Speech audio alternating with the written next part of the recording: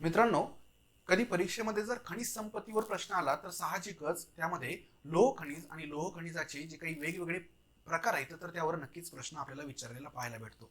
तर इथं या एका सोप्या ट्रिकच्या माध्यमातून लोह खनिजाचे जे काही प्रमुख प्रकार आहेत तर ते त्यातल्या लोहाच्या प्रमाणानुसार उतरत्या क्रमानं आपण या ठिकाणी पाहणार आहोत.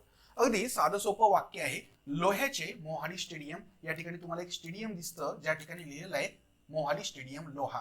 तर मित्रांनो, या ठिकाणी लोह्याचे म्हणजे लोह खनिज. मोहालीमध्ये मो म्हणजे या ठिकाणी मॅग्नेटाइट. मॅग्नेटाइट मध्ये 72% लोहाचं प्रमाण असतं. हा म्हणजे हेमेटाइट.